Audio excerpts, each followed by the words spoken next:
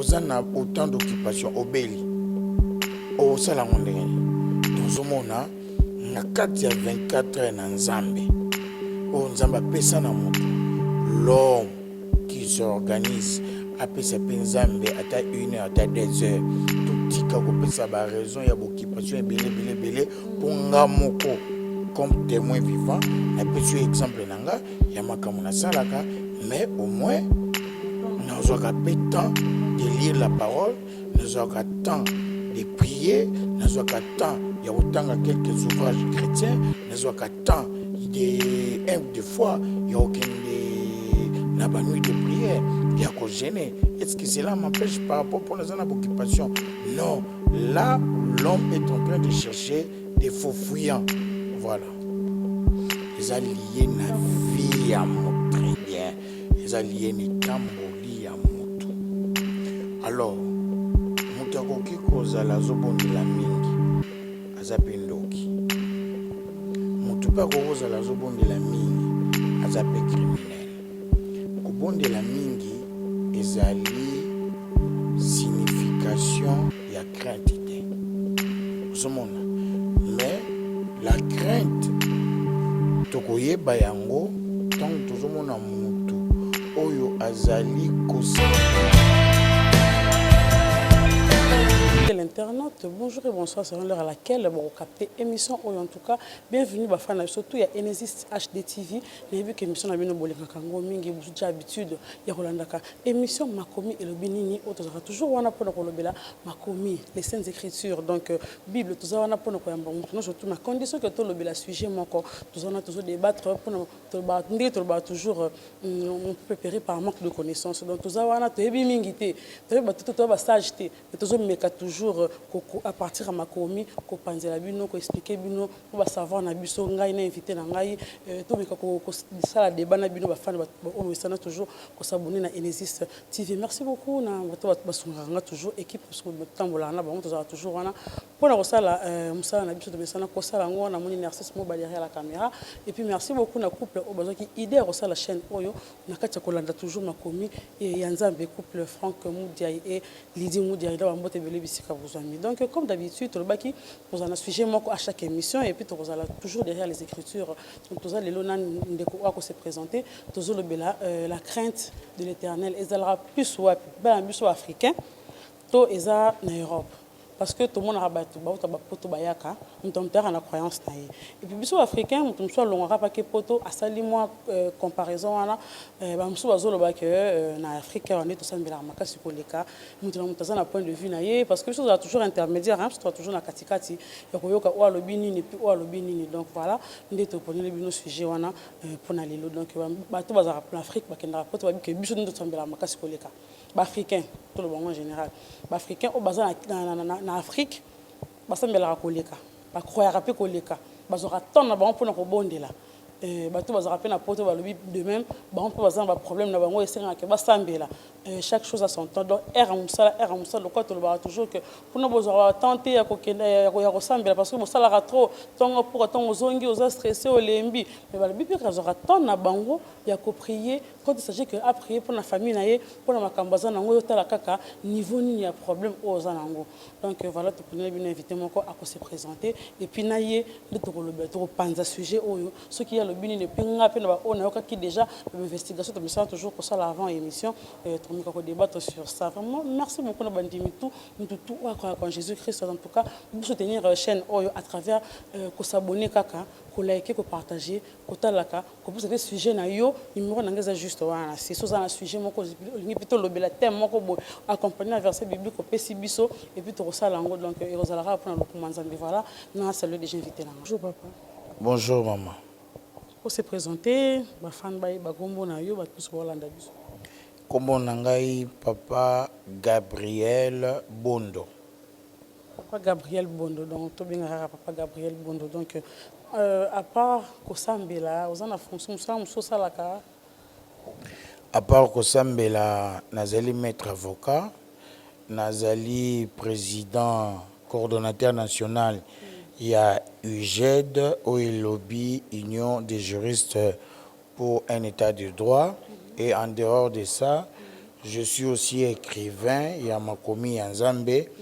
Et très bientôt là, dans quelques jours, il y a un livre où j'ai venu un peu d'écrire sur la guerre de parole. Et Roby m'a déjà calamité. Et voilà ce que je suis en quelque sorte. Je suis aussi travailleur quelque part dans une société de la place. Voilà. Merci beaucoup, papa. Ndenge vraiment au CP koleka na émission na biso lelo. Au pesi biso temps na autom so roza makamna au sala mais pour bité na apporter un plus na bana nzambe to miko sala débat likambo to zolo bela awa. Eza ne na tukolo batalo na annonce nga. Eza na bandi ko ebele ba kenda voyager ka ba kenda poto bayaka. Mais ça msu bazala ka kuna et biso bito za awa. Moi et loro mo rezolo ba mawana moi débat mo rezo sala mawana ba biki na kota ko sambela biso biso ndeto za kana biso to ba africain ko to loba ke bato bazaka na poto biso to ba africain bazaka na poto na biso awa ndeto sambela makasi ba pesi ba raison belé ba msu ba lobi ke te po bino bozana bino ba temps belé misana bino za kana ontam sote be ba sala ka tam sute azana na ndaku azana temps na ye mais bango kuna te bazana temps mingi te makamna bango to ezaka soko che 7h soko che 8h donc moi déborder to ba sala à travers car pendant qu'il y a temps na bango wana to ba lobi ke awa na Afrique biso to croya ka koleka donc bato bazana poto bazana kosambela moko makasi tende biso to kota ba jeûne prière et aux penda temps na yo reliate passer tam so une semaine anda ko 3 jours bi maté na étranger ba sala bongo te na ebité sujet na biso ya ngwana ndi tourner ko solola pendant 30 ou 35 minutes selon ndenge réalisation et puis ça attend. Merci maman pour namutuna na yo. Obi la vie chrétienne ezali une relation ya mutu na nzambe. Tango mutu azoyepa na nzambe, to tango mutu azosambela, mutu na mutu azosala ba programme na ye to kosambela selon ba problème na ye, selon ba besoin na ye. Et selon aussi horaire na ye. Mutu un exemple, mutu msa koyi kozala zali na moment na ye ya congé au bapetier na musala, il peut rester s'enfermer pendant une semaine pour azana période oyo akokende musala te. Alobi bon à mettre en profit à Lukanzambe na ye pendant une semaine enfermé na jeûne et prière. Donc wana sikoyo etombe na horaire na ye. Ezape na bato mususu oyo azokende musala mais azape na état de jeûne. Mutu mususu bazo kende classe azape na état de jeûne par rapport yandenge na lobaki ya besoin ya problème ya loko oyo yazo luka et pas na nzambe. Omoni la vie chrétienne. Autant tu as la vie chrétienne. To bandaka komba bébé spirituel. Na simana ngo to komi ba fils, pe na simana ngo to atteindre un certain maturité.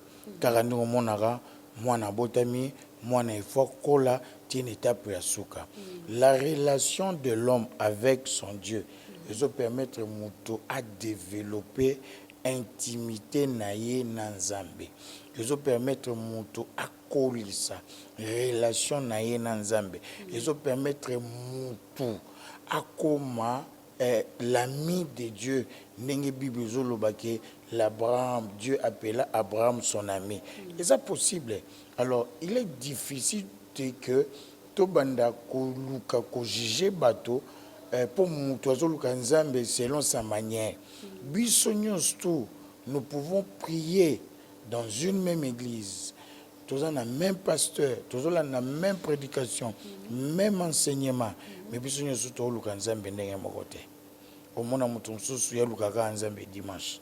Mais ana mutu mususu oyo au courant ya semaine azana ba programme na ye donc ce lundi à Jenaka, mercredi, vendredi. Alors yo koloba na mutabongo ki yazo sambela mingi par rapport ye lokoni te ezali calendrier na ye programme na ye de yango nazo sambela ozo mona ko sambela 1 heure du temps mukolo moko 15 minutes 30 minutes ezali pe par rapport ya calendrier na ye ndenge azo sala mais yeba que la vie, les grandes choses impliquent les grands sacrifices.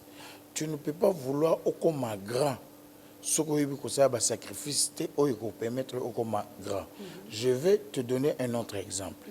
Celui qui prie, qui cherche Dieu pendant 15 minutes et celui qui cherche Dieu pendant 1 heure du temps. Vous êtes sûr que bango nyonso baza na même intimité na Nzambe? Vous êtes sûr que bango nyonso baza na connaissance ndenge moko na Nzambe? Vous êtes sûr que bango nyonso ba comprendre makambo Nzambe ndenge moko? Non. Pour l'autre là donne 15 minutes, celui-là donne 1 heure du temps. Dans ma relation vous avez ndenge moko te. Même de tout ça bona bo moto. Moto yo olekana mutu oyo osololaka na ye mingi. Azoyeba yo makasi ke muto bo pesa na aka mbote na musika. Et voilà en quelque sorte ce que je peux dire. Obimisi makambo mibale wana, il y a différence entre kolobela. Obimisi makambo, il y a temps d'abord. Temps na yo oyo muta fandi apesi temps na ye epanzambe. Olobi susu likambo ya mutu poko ozala azana na ba prière. Mais comme ça les ali a gêné. Mais à quel boulot, à sa activité na ye, à sa makambo na ye, mais à un état de jeûne, et bien que c'est comme 18h, attention à 6h20, dans le cas moyen na gunza mata sota musala na fungo la prière na comme ça na lia. Au moni biloko wana mi balende penda place oyo to lobela penza mingi. Yango na moni différence to pesi sujet oyo. Biso na kin to précisément en Afrique. Tout le matin qui tout vraiment na mo ba temps libre belé. Misala na biso za rapena te ke misala moko boza na 3 misala olongo ki bokenda ki bosala ki boye tango ozongo za kaso ko sambela tango musala mo za na tongo okizungu 16h oza na temps ebele ko sambela nde yango temps to longwa ato kenda to monike bato na poto baza na temps mingi te non Europe quoi baza na temps mingi te po baza toujours de na musala ya osala nde balobi ke biso siko to leki na ko sambela. Oui, par rapport à l'engolobeli mamba ya temps na yo. Alors, au moni bongo siko tanga za temps muke par rapport ya musala. Azo sambela bien te, ba yeba na nzambe bien te, teza manque ya temps teza ni. Bon, au moni temps ya mutu. Ils ont d'abord ils ont répondre na organisation ya mutu.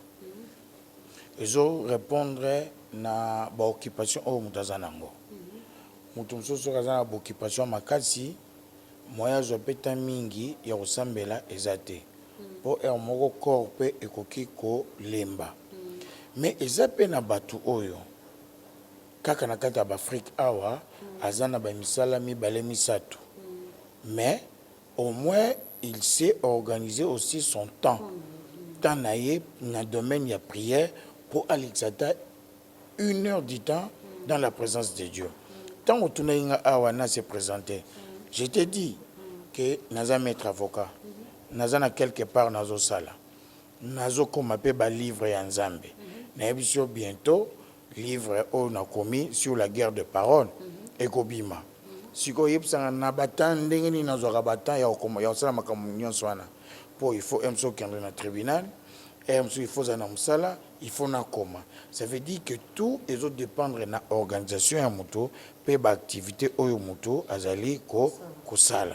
Vous comprenez? Dire qu'en Afrique awa, tous les mingi par rapport à l'Europe, ça dit que l'Afrique est organisée à sa manière, l'Europe aussi est organisée à sa manière. Mais cela ne doit pas être une raison pour laquelle qui mutazo soit 1 heure bino boy psaité ya sambela mingi qui mutazo soit 1 heure te bolobane te yo sambela mukete en termes d'heures c'est vrai muto yazo sambela 15 minutes les amuke par rapport à mutazo sambela 1 heure du temps les amuke mais cela ne voudrait pas dire nazo zonga ni lo moko lobela qui par rapport à thème na biso c'est la crainte de Dieu le fait de beaucoup prier ou de moins prier et lui que vous craignez Dieu. Pour la crainte de Dieu, il y a autre chose et que le temps aussi que l'homme offre à son Dieu. Alors, Dieu nous a donné 24 heures. Alors, on a 24 heures, il faut quand même Penzambe à se retrouver. Il y a 24 heures, que opération na musala te, wana peut-être comme yo.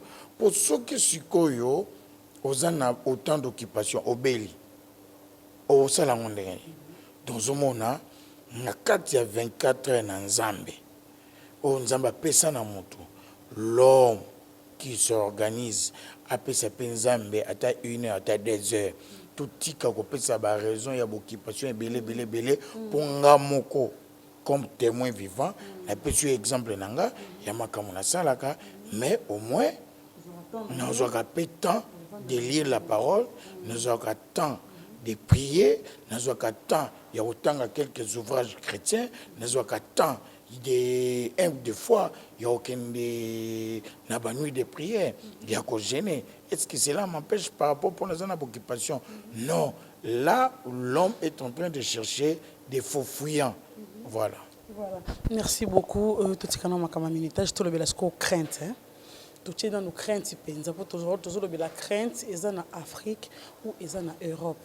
Les cambois crainte. Parce que nous on l'a dit tout à l'heure que toujours tout tika koloba que temps exacté on peut tout ça mais la moins plutôt ça mais la rebelle parce que binondé vous en temps libre et tout et on a moni plutôt exact question il y a crainte kaka peut-être on aura temps muké oyé to ozongi musala ozetan na ya robondela et là on peut se compter ça sur crainte pe mais ko sambele belé ko sambele ne belé tant sur chose attend sur 2 heures du temps au prier na mutazu 30 minutes mais à zana attendre la crainte ya nzambete et to lo peka ke muto le roi azora temps et belé ko sambela aza obligatoirement kaka keye asambela ka makasi koleka to croire makasi koleka muto sambela temps muke je sais pas si comprendre question bon na comprendre question na yo. Très bien. Mais nous avons tout verset moko. Ezali na Exode. Exode chapitre 1, verset 21. Bible lobi boye. Exode chapitre 1, verset 21. Bible lobi parce que les sages-femmes avaient eu la crainte de Dieu. Dieu fit prospérer leur maison. Ok. Awa tozongi na époque oyo tango Yesu abotami et à ce temps-là Hérode qui régnait ayebisi na bato baluka abengi ba femme sage bakende ba empêcher à cette époque-là et comme une époque Hérode et comme une époque ya Moïse c'est-à-dire que mwana mobali nyonso efisengela ki ba abala net époque abotama efisengela ki ba boma mwana mobali nyonso abotama na époque wana ba boma mais sali que bandeko wana les femmes sages ba bang baso ba botisaka bazalaki na crainte ko banga nzambe bazali na banga nzambe nde sali que oyo bayebisaki bango epai ya mokonzi basaleli yango te yango wana pozomona na Acte chapitre 5 verset 29 Pierre azoloba na bato mieux vaut obéir à Dieu qu'aux hommes. La crainte c'est obéir à Dieu. La crainte c'est obéir à Dieu. Pour la troisième fois, la crainte, c'est obéir à Dieu. Alors, la crainte est liée à la marche à moto. Elle est liée à la vie à moto. Très bien. Elle est liée à la tamboli à moto. Alors, mutakoki kozala zobonde la mingi azapindoki. Mutupa kozala zobonde la mingi azape criminel. Kobonde la mingi ezali signification ya crainte te. Osomona. Mais la crainte tokoyeba yango tant tozomona mutu oyo azali ko se conformer à la parole de Dieu. Et la personne fait ce que Dieu lui dit. Et à ce moment-là, on s'est dit que mutu oyo azana crainte. Au moins ba femme sage, ils ont préféré la mort. Mais babanga nzambe. Pourquoi j'ai dit qu'elles ont préféré la mort? Pour mutu ayebisa ki bango ba kende ba boma que moi si nous sommes bota mwana mobile azaki roi limbisanga ezalo kwa neti lelo président Fachi a eu décision. Moi si nyonso oyo bota mwana mobile il faut boboma mais moi si basi on a habité balam ko to président Fachi bomane biso Mais vous voyez la crainte, c'est-à-dire que entre l'homme et Dieu, les femmes ont accepté de sacrifier leur vie à la mort par rapport à la décision du roi, mais au moins d'obéir à Dieu par rapport au Nzambe à Yebisaki Bango. Mutakoki kozala zo bondela, azo gêné 1000 ans na Luzizila, 1000 ans na Mangengenge, 1000 ans na Seya Mai. Mais lorsque vous ne craignez pas Dieu, donc sachez que vous ne faites rien. Pourquoi? Parce que la Bible dit Dieu, mieux vaut l'obéissance que les sacrifices. Prière, les jeûnes font partie, il y a un sacrifice. Mais ce que Dieu cherche dans ces sacrifices-là, ce sont, l'obéissance. Quand un sacrifice est lié à l'obéissance, Dieu est content. Et Dieu est content, pardon. Mais quand cela n'est pas lié à une obéissance, Dieu n'est pas content. Voilà ce que je peux vous dire. Voilà, vraiment. J'espère que tous ceux qui sont bien, tous ceux avancent bien. Parce que la question est en cas de craindre. Craindre, on est yomoko, on n'est pas tout le tout à l'heure là. Et ça vraiment yomoko. Ata au sorana yo temps et belé au salama kamera au prier, aux gêner, au conduire, aux le bébé belé. Et na mutu oyo azorana est temps mingité. Azorani katam sur 15 minutes, 20 minutes. Mais en étant boli na ya bien ce que tu kolo ba place on ani.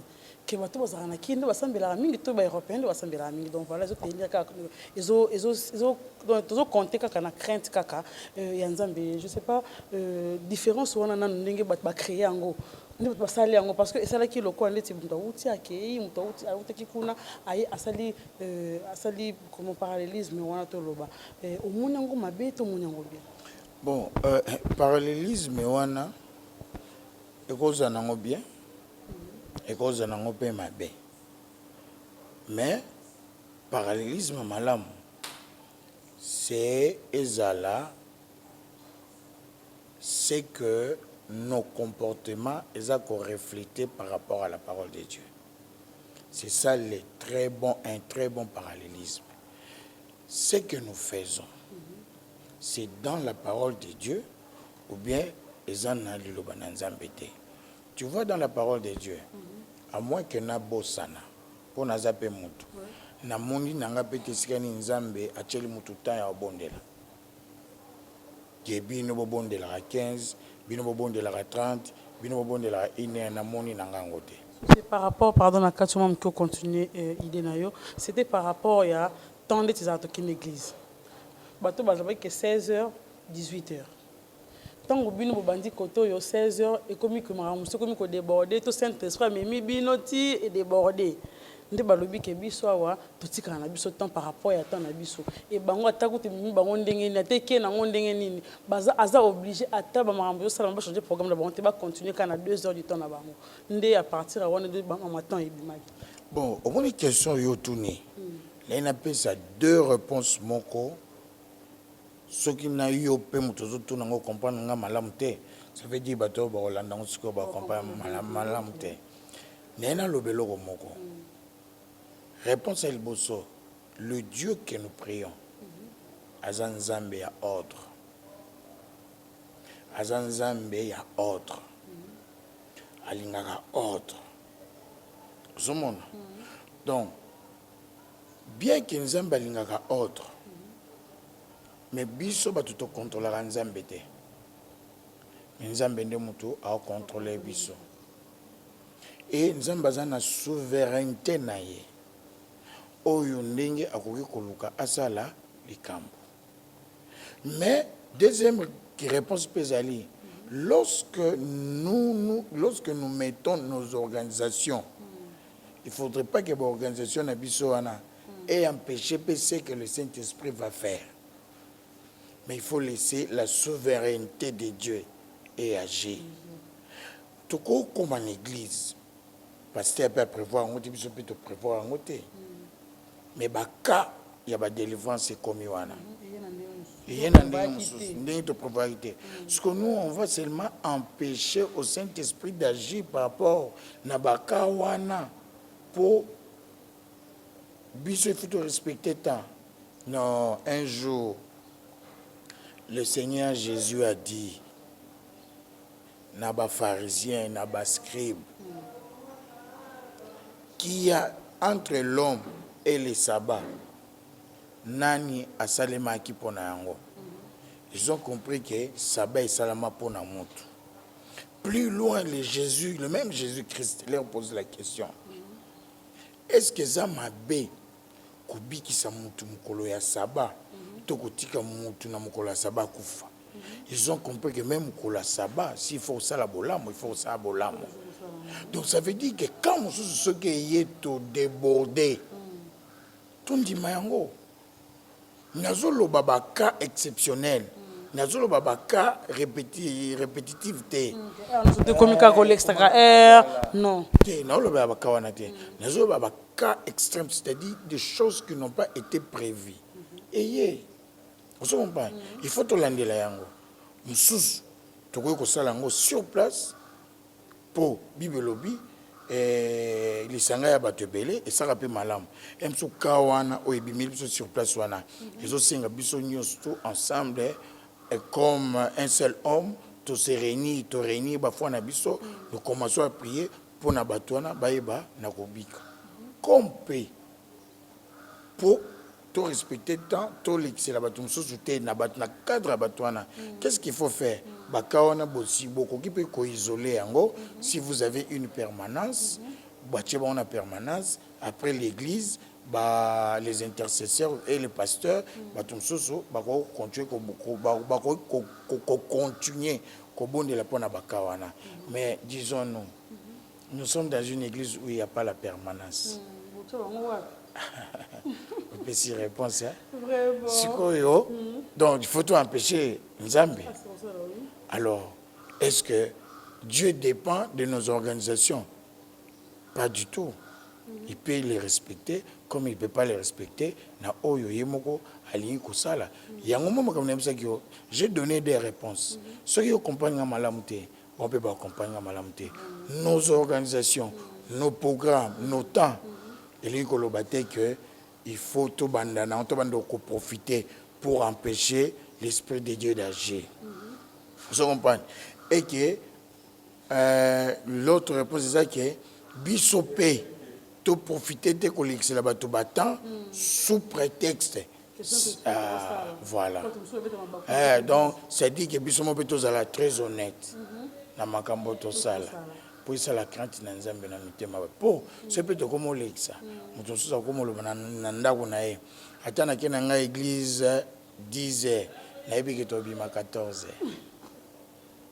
Voilà, merci beaucoup papa, vraiment j'espère que bazo landa biso baza satisfait nous l'autre fois que ceux qui vont monument mabe tout ça toujours on a pour na écoute na bino donc tout me rebondisa mo moké et tout le bali susu lo mususu tant to ya la émission oyo précisément za ma tout le mambanzambe tout ça la no investigation to yo karabato ba question na yaka nango za plus na yo ka ki mutu mo za pe à l'étranger mutu mo pas en kin après si quelques questions on dit on to yaka nango pour na ko débattre donc musu ba ki pour bato musu bazaki contre donc esengeli ce côté yo ka mettre ninga ko loba ce qui est pas à positionner j'espère que vous comprendre vraiment au ya lobby parce que et arriva ka toujours sambela tout le baki de 10h à 12h on a ce que ça différence au toujours ça là que na libam bazaka mettre vraiment à temps donc so ba bi 9h 12h so bisonde a to linga de borodara moi mingi da prétexte au yo lobby donc ce qui vraiment nzambe a accompagner biso jour on a to suka 12h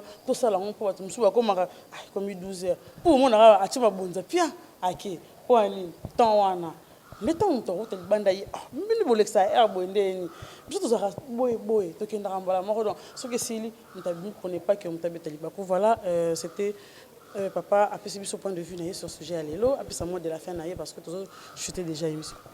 Merci. Nandenge bosepelaki koyambanga na émission oyo. Nazaneli que bato bakotala. Nazaneli que au travers de cet enseignement, le Saint-Esprit va aider beaucoup de gens qui vont nous suivre. Va comprendre ce que nous sommes en train de dire. Va comprendre autres koloba pour que Makamanzambe ezala pe ba obstacle mpona biso te ebetisa biso mpe balibaku te motu nyonso to aye ase sentir libre pardon et biso mpe se sentir ke tosalela nzambe makambo malamu mpe mais tozali kaka kolobela nde likambo ya crainte.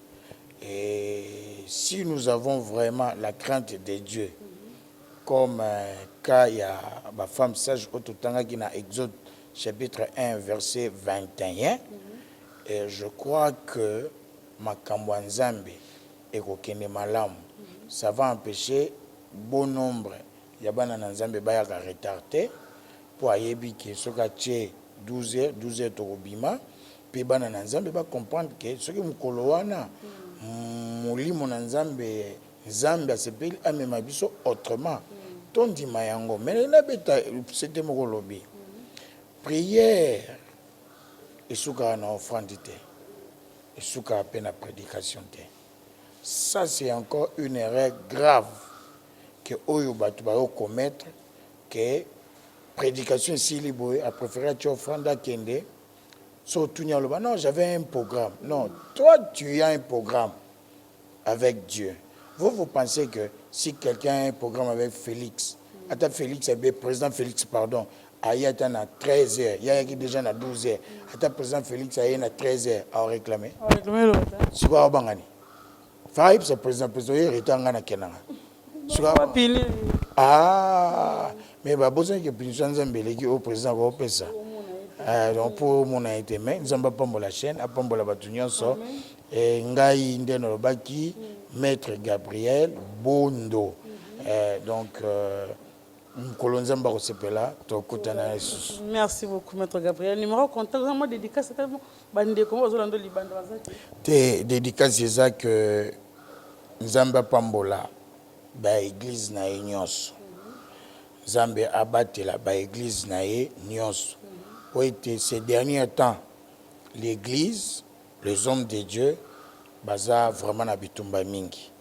Mais nous avons la biso grâce, abattre la biso, alongisa Église na ye, na kati na bitumba wana, apambola Congo, apesa mayele, denga pesa kaka na ba Salomo, na ba konzi mboko, balinga mboka na biso, apesa bango ba inspiration malamu.